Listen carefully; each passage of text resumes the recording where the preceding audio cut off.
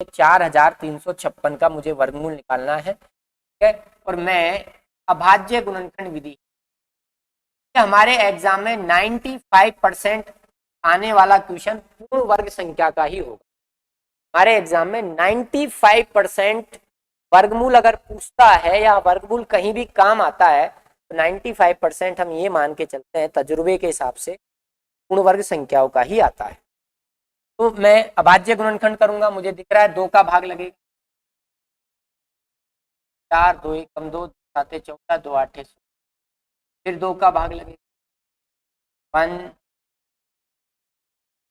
8 9 का लगेगा साहब 3 6,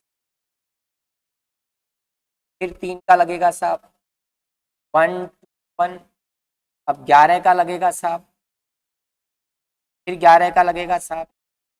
अभाज्य गुणनखंड हो गए। अब हम 2 2 के जोड़े बनाएंगे और जोड़े बन रहे हैं, देखो एक जोड़ा ये 2 का बना, एक जोड़ा ये 3 का बना, एक जोड़ा हमारा 11 का बना। हाँ कर लें, क्या आ जाएगा आपका 66।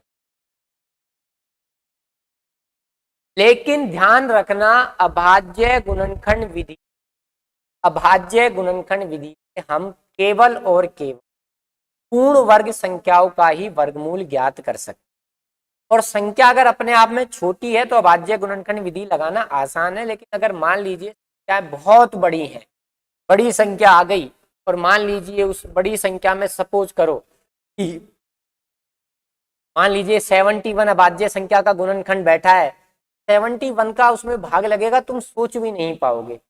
ये अभाज्य गुणनखंड विधि छोटी संख्याओं के लिए ठीक मानी जाती है, हर संख्या का इस वर्गमूल ज्ञात करना कठिनाई साबित हो जाता है। छोटी संख्याओं के लिए ठीक है, लेकिन बड़ी संख्याओं में ये प्रॉब्लम करता है।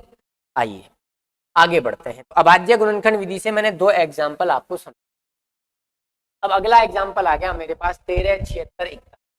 अच्छा, इसी के साथ साथ मैं आपको इसी सवाल में 4356 में तुक्का विधि को भी समझा देता, ठीक है। तुक्का विधि को भी समझा देता हूं। क्या है तुक्का विधि?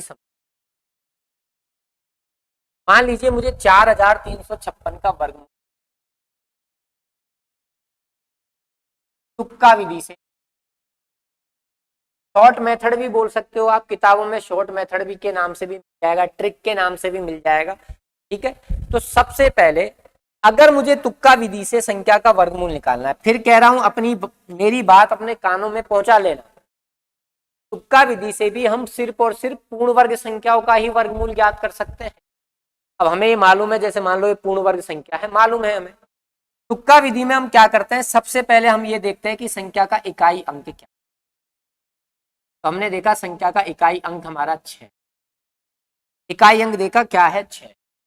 अब आप खुद बताओ किस संख्या का वर्ग किया जाए कि इकाई अंक 6 आ जाए? 3 का वर्ग करने पर 6 आता है क्या बिट्टू? 3 का स्क्वायर करने पर तो इकाई अंक 9 आता है। इकाई अंक 6 कब आता है, हम किसका वर्ग करें कि इकाई अंक 6 आए? मैंने पहली क्लास में आपको समझा किस किस पे आता है। एक तो 4 का वर्ग करें, सॉरी, एक तो 4 का वर्ग करें तो इकाई अंक 6 आता है, 4 का स्क्वायर 16 में इकाई अंक 6 आया, और एक हम खुद 6 का ही स्क्वायर करें 36 में भी इकाई अंक 6। तो इकाई अंक 6 4 का वर्ग करने पर आएगा या 6 का वर्ग करने? सबसे पहले इकाई अंक को देखते हैं कि इकाई अंक क्या है। हमने देखा इकाई अंक 6 है। फिर हम ये देखेंगे कि इकाई अंक 6 किसके वर्ग करने पर आ सकता है। तो 4 का वर्ग करने पर भी आ सकता है, 6 का वर्ग करने पर भी आ सकता है, तो वो दोनों चीजें हम लिखें। अब संख्या में पीछे से 2 अंक छोड़ देंगे, संख्या में पीछे से 2 अंक छोड़, और 2 अंक छोड़कर जो शेष संख्या बचेगी, शेष संख्या क्या बची 43। संख्या में पीछे से 2 अंक छोड़ देंगे, 2 अंक छोड़कर जो शेष संख्या बची उसे ठीक छोटी पूर्ण वर्ग संख्या देखेंगे। छोटी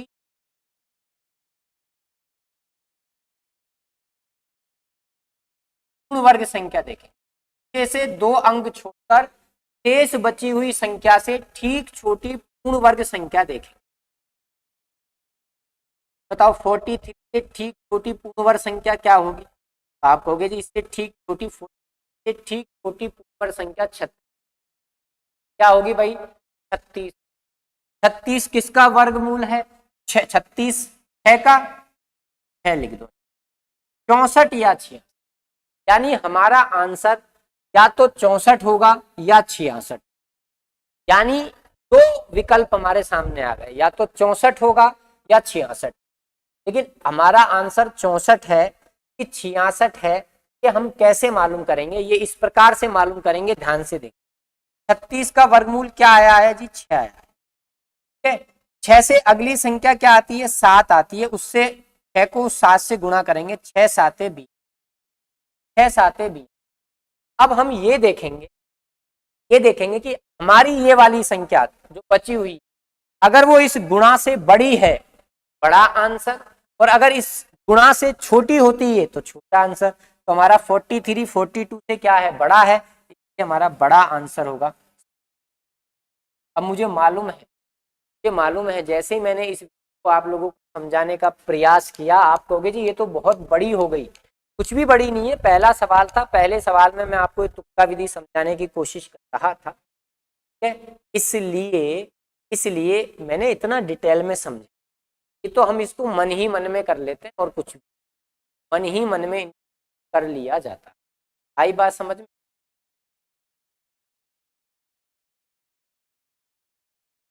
दिक्कत, कोई प्रॉब्लम? जैसे मैं इसे पिछले वाला सवाल ही इस तुक्का विधि से लेता हूँ। 1225 का ही मुझे वर्ग करना है तुक्का विधि से। हालांकि इनमें लास्ट में 25 का ऐसी पूर्ण वर्ग संख्याओं का वर्ग ज्ञात करने का भी एक अलग तरीका होता है। हाँ जी, इकाई अंक क्या है? 5। अब इकाई अंक 5 तो 5 से ही आता है, और किसी से तो आता ही नहीं है। जैसे 2 अंक छोड़ो, 2 अंक छोड़ दो, 2 अंक छोड़कर शेष बची संख्या देखो क्या है? 12। 12 से ठीक छोटी पूर्ण वर्ग संख्या क्या होती है? 9। 9 किसका वर्ग है? 3। इसमें तो 2 आंसर आने के तो चांस रहे ही नहीं, बस 35 ही हमारा आंसर। इसमें तो 2 आंसर आने के चांस ही नहीं। बोलो है क्या? बिल्कुल भी नहीं है ना। बस जैसे मान लो मैं आपसे कहूं, जैसे मैं एक एग्जांपल लेता हूं आपके साथ।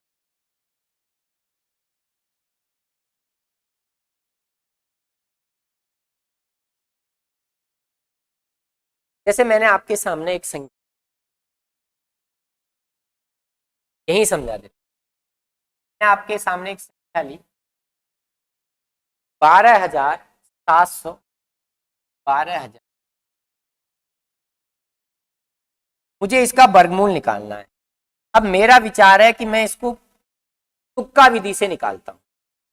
हाँ, लफड़ा तो है, लेकिन मैं समझा रहा हूं, टेंशन मत लो, सुनते रहो। तो इसका वर्गमूल निकालना है। मेरे मन में विचार आया कि मैं यहाँ तुक्का विधि लगा देता हूं। अगर ये पूर्ण वर्ग होगी तो तुक्का विधि से वर्गमूल आ जाएगा। इकाई अंक क्या है? 9। अब इकाई अंक अगर 9, तो मुझे बताओ 9 किसका वर्ग करने पर आता है? आप कहोगे 9 का और 7 का वर्ग करने पर का स्क्वायर 9, 7 का स्क्वायर 49 में भी इकाई अंक। किसी भी पूर्ण वर्ग संख्या में इकाई अंक 9 किसका वर्ग करने पर आता है? या तो 3 का वर्ग करने पर या 7 का वर्ग। अब पीछे से 2 अंक छोड़ दो, पीछे से 2 अंक छोड़ दो, 6 9 को छोड़ दो, उसके अलावा जो शेष संख्या बची, शेष संख्या क्या बची? 27 बची। इस 127 से ठीक छोटी पूर्ण वर्ग संख्या ढूंढो।